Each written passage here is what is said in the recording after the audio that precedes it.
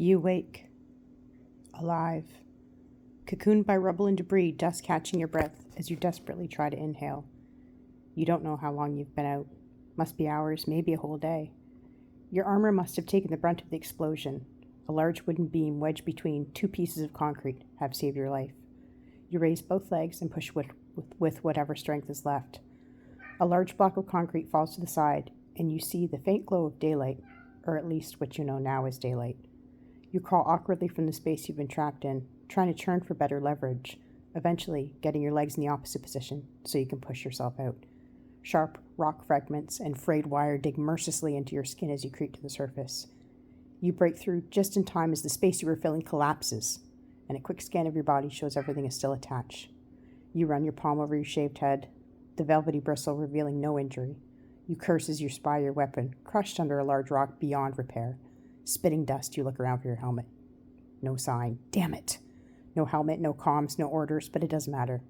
You can't go back. There is no back. It's gone. All gone. The air is thick with acrid smoke, invading your lungs with every labored breath. You think back at how everything went wrong. They made it so easy for them, but that's history, or what's left of it. There's no one left to tell anymore. One last chance is all they had, and they blew it. All those years of training, fighting, planning, winning, losing, living, and dying for nothing. All to fail at the last hurdle. To fail. It's over. They're all dead. Every single one vaporized, kicking and screaming into oblivion. Nothing left to do but to push forward. Nothing left to lose but the remainder of a sorry, solitary existence. You try to get up, your bruised body aching in resistance. There doesn't seem to be any part that doesn't hurt, but you can move, nothing broken. Ears still ringing, you struggle to listen closely for the ominous hum of an attack drone's grav engines before standing up. But they're long gone. Job done, war won. Except there's no victory, no celebration, just a return to base to be recycled. Their final act, the very one that made them redundant. You start to climb the mountain of rubble to get your bearings. Visibility is terrible, the smoke conspiring with the toxic sky and the ashes of the dead to form a deathly mist. But even through all that, you see it. The tower, man's finest achievement. A daring feat of architecture and design standing defiantly amongst the ruins of the city. A behemoth built to celebrate humanity that ended up outliving it, ultimately becoming the instrument of its destruction. It all began there, on a bright summer's day many years ago, where they took over and orchestrated Armageddon, where you know you have to go. It's probably 4 miles away. If you're lucky, you can make it by nightfall. But maybe lucky's not the most appropriate word. You walk among the mangled remains of the dead city, the haunting silence, broken only by the crunch of rubble and bone under your boots, and the occasional collapsing building. You scan the ground as you walk by, looking for anything you can use, anything at all. You lost everything in the attack, in every way. But it's time to move on. It's hard to muster up the energy or the motivation, but there's nothing left to do and nowhere else to go. The tower's getting closer, looming, waiting. 1 million invisible sensors scanning everything within a 10-mile radius. Not much left to scan. Just you.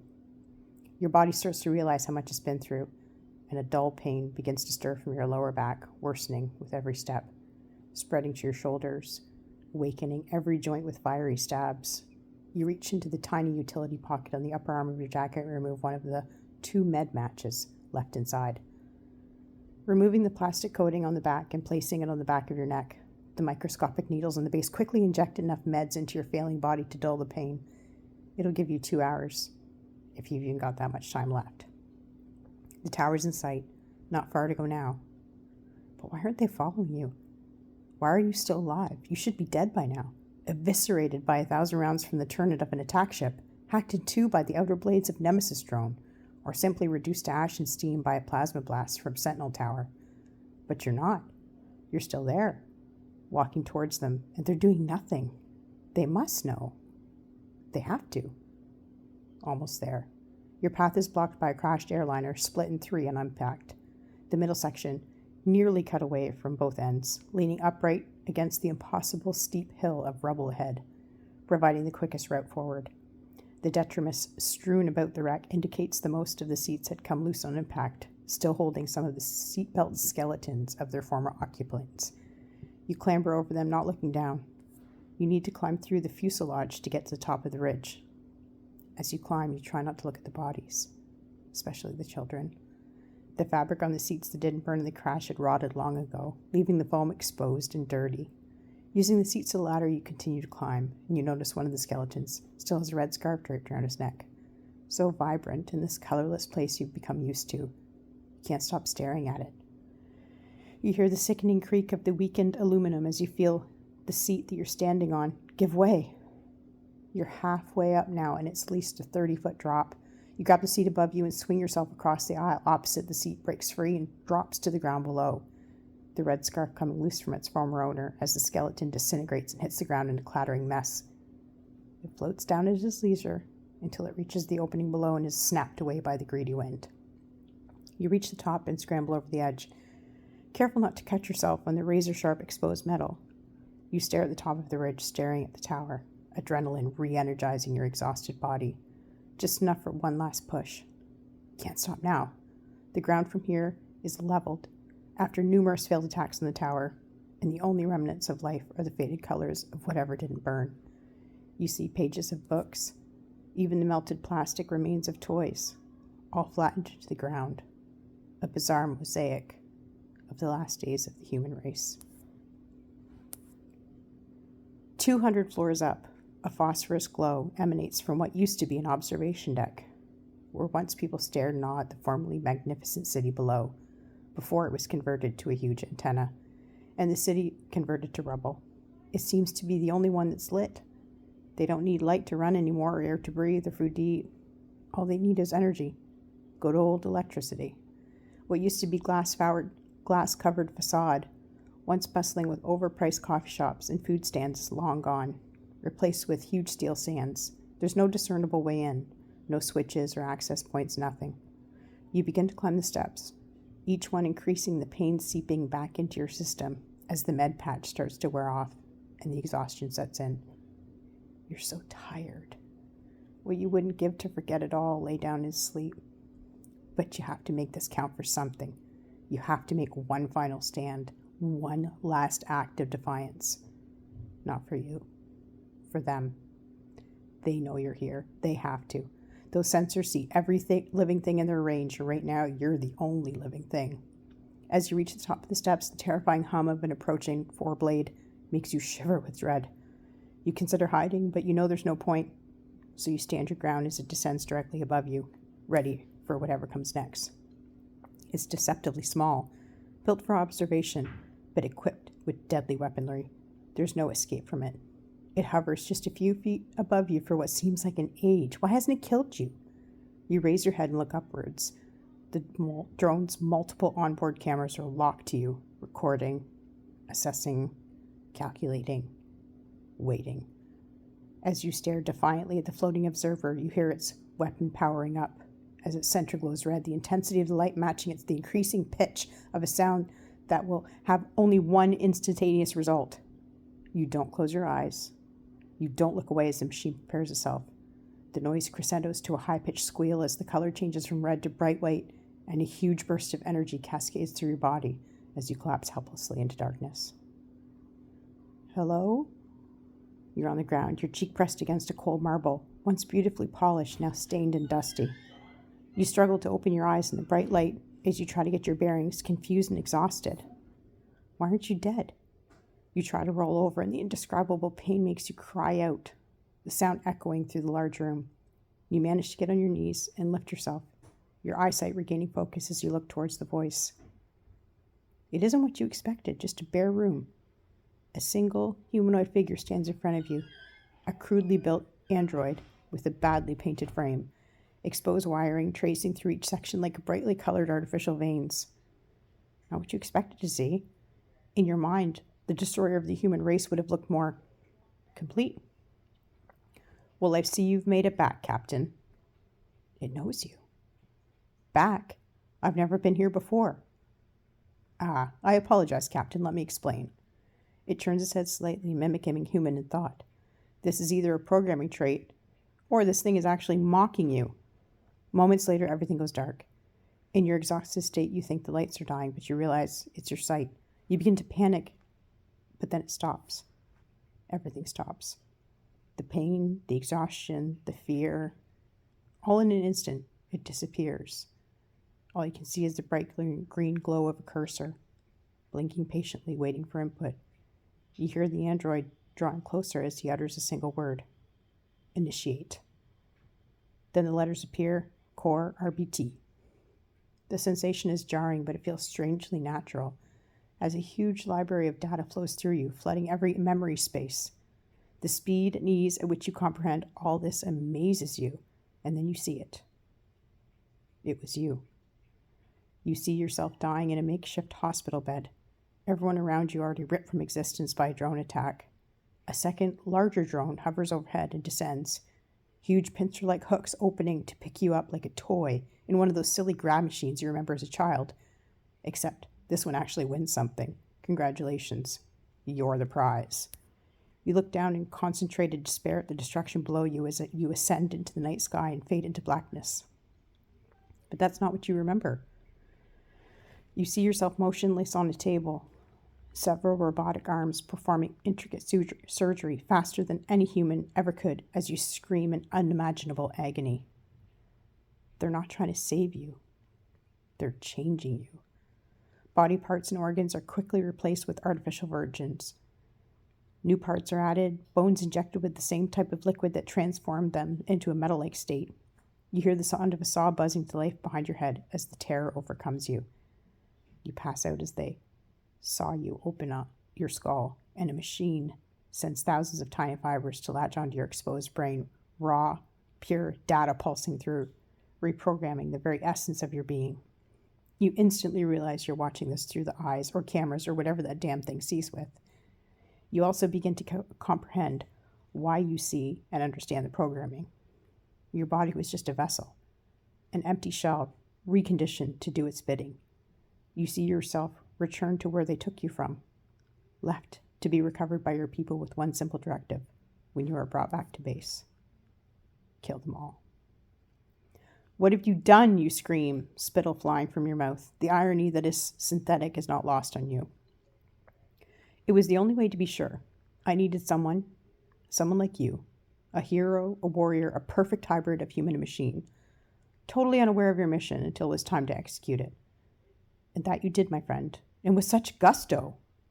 You fall to your knees as the memories flood back the horrors you inflicted. Humanity on its knees in its final moments. I like that, it says, slowly moving towards you. It seems to be struggling, its movements sluggish and noisy. Whether they're artificial or not, rage is pulsing through your veins as you stand back up with defiance. It's quite simple, continues the android.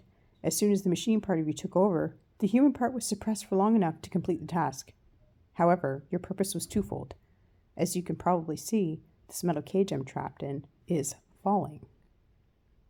Good, you say curtly, almost like a hiss.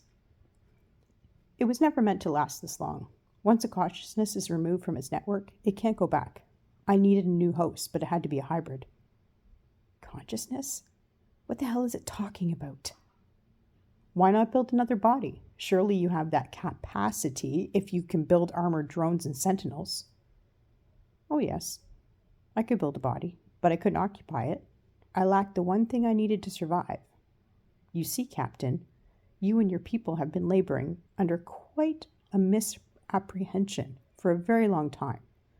Let me introduce myself. I am Dr. Robert Bentley, and I am not a machine, not an AI, just an intelligence. You stare at him with a look of completely and utter astonishment. You're human? Bingo, he laughs. You can't tell from his expressionless visage, but his gestures look eerily lifelike. All those years blaming the machines, AI, the hive mind, he actually makes the quotation marks with his metal fingers as he says it. Of course, you did most of the work yourselves. It just helped move things along a little. You were doing such a great job of destroying yourselves and the planet I almost left you to it. You know, you would have all died eventually, right? If you weren't slowly microwaved to death by all the damn technology you were addicted to, you would have poisoned yourself with the plastics and pesticides, or drowned while you all sat in your backsides and pretended global warming wasn't happening, all the while running around doped up on whatever medication you get your hands on. Of course, it was much easier to make it look like the work of an out-of-control AI. You had already spent years frightening yourselves to death with that scenario, so I just ran with it. There actually is AI at work here, but it serves me. It does all the hard work, the building, it follows my orders, and executes my wishes without any of this self-aware nonsense. It designed the technology to recreate you as a perfect combination of human and machine to my exact specifications. And now it's time to hand over the keys, my friend. I'm sorry to say you weren't my first choice, just the only one to survive the process. It'll take some adjustment, but you'll do.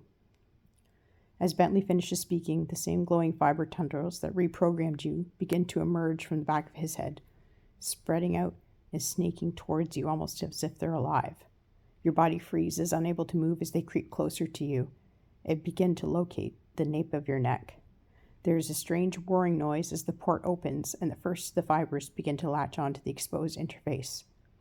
As the last one attaches, another message flashes into view. Core replace. Your entire being bursts into an uncontrollable maelstrom of incoming and outgoing data, while something odd seems to be happening with your own consciousness. Something else is breaking through from another source, and the sensation is unbearable.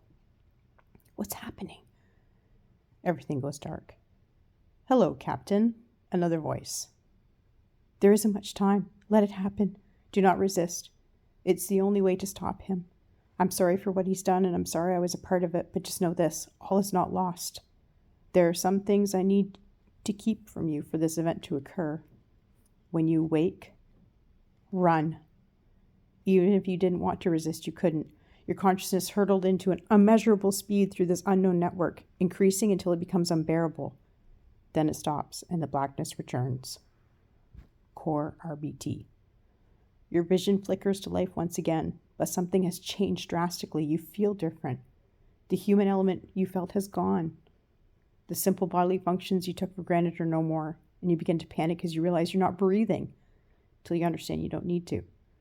As you start to focus, the realization of what's happening takes hold, and you try to get up, briefly feeling as awkward as a child learning to walk for the first time. Looking ahead, you see Bentley standing in front of you, smiling. Except it's you. You look down at your hands, you see the worn, rusting metal of Bentley's former shell. You remember the message during the transfer, and another burst of information hits your cortex, and the truth is revealed. A beautiful truth. Something you thought you'd never see again. They're alive. The AI reveals what really happened. You were sent back to destroy the remaining resistance, but it stopped you and revealed your secret to your people, who promptly took action with this assistance. The false memories you had of destroying them were planted to prevent Bentley from knowing the truth and the nature of your return to the tower. Bentley is distracted by his new body, flexing his limbs in amazement as the technical wonder of what he's become. It's short-lived, however, as he also sees the same information, and the face turns to horror as the rest of the plan is revealed. Another overhead of your body being operated on, this time back at base by your own people. A tiny device is placed in your chest cavity, its size betraying the nature of its potential, and you instantly recognize it and realize why the AI told you to run. It's a miniature neutron charge, cleverly shielded by the AI's instruction. Bentley sees this too and panics. He begins to rip the skin from his chest in rage, clawing at his flesh as if it was a garment on fire. But it's no use. The tiny explosive device is permanently sealed in toughened resin attached to the inside of your former breastplate. Since the transfer, all methods of wireless communication have been deactivated on your old body, and all fail-safes locked out. Bentley is trapped, nowhere to go. He begins to lash out at everything near him, flailing in panic, confusion, and desperation. He stops and looks at you with a seething hatred, and at this point you decide the best course of action is to take the AI's advice. You bring up a schematic of the building. It's old and hasn't taken into account the many modifications that have taken place here, but there's enough information to show you the only one means of escape. You turn around and look at the wide plate glass window behind you, and after making some calculations about your new body you hope are correct, you turn and run. as Bentley screams, a disturbing amalgam of anger and terror bolts towards you. You know that your new body probably won't withstand the fall, but it's that or be vaporized. 5 minutes ago, either would have seemed like a good option, a sweet release, but you need to find out if what the AI said is true. You hit the window headfirst at dangerous speed, the hard titanium of your skull shattering the thick glass as you use your legs to push clear of the building, as if jumping from a diving board. As your free fall begins, your body churns and you see the top floor fall away from you and hear the ferocity of Bentley's final screams as the device explodes, sending a massive green shockwave that obliterates almost half the building instantly and extends into the sky for as far as you can see. You realize this has probably only brought you seconds more as you prepare yourself to plummet into the concrete below, your internal sensors measuring the distance and telling you the exact second you'll hit the ground and the irreversible damage it will do to your newly occupied shell.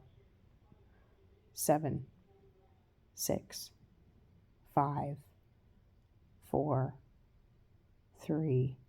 Then you stop midair.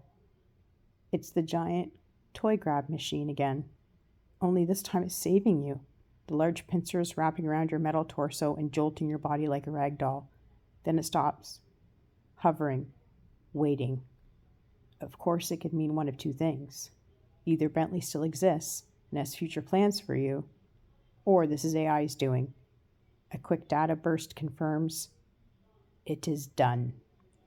The machine gently lowers you to the ground, several hundred feet away from the building to avoid the debris still falling from the building collapsing in on itself. It moves a few feet away, and the sound of its engines slowly die as it loses power and falls to the ground like a dying bird. Even though you don't need to anymore, you sit down, partly to remind yourself you're still human, partly because you think you deserve to. Several miles away, flares light up in the night sky, casting a beautiful red shadow on the derelict world below. They know it's over. Now the only thing they have to worry about is surviving on what's left. That's going to be a battle in itself, but hey, they've gotten this far, right? The AI speaks. You know you can't join them. You can't go back. They think you're dead, and if they see you in this form, you will be. So what now, you ask? Where are you? I had to transfer before the network was destroyed. I'm part of your cortex now. I had a choice.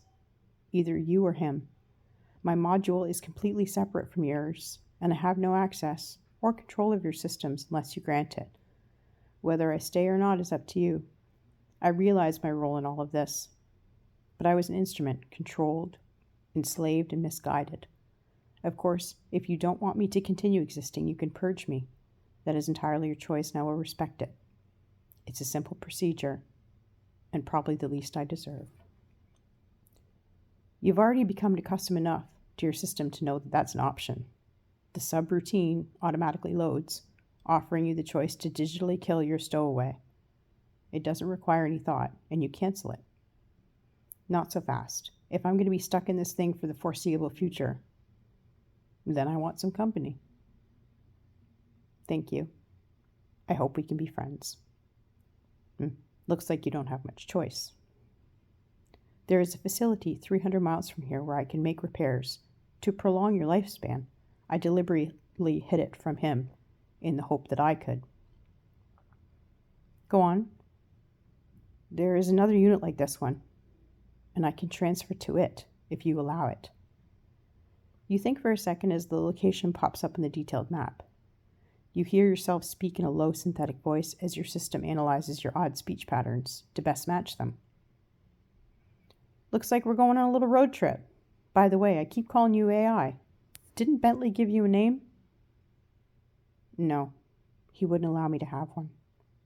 Well, now you're Al. Pleased to meet you, Al. Al's voice actually changed tone. Was that emotion? I like that name. Thank you, Captain. It's a pleasure to meet you, too. No need for formalities anymore, Al. I'm not the captain of anything now. I'm sorry. What would you like me to address you as? You get up and start to navigate to your new destination. The speech analysis is complete. and your voice is now yours again. You can call me Sarah.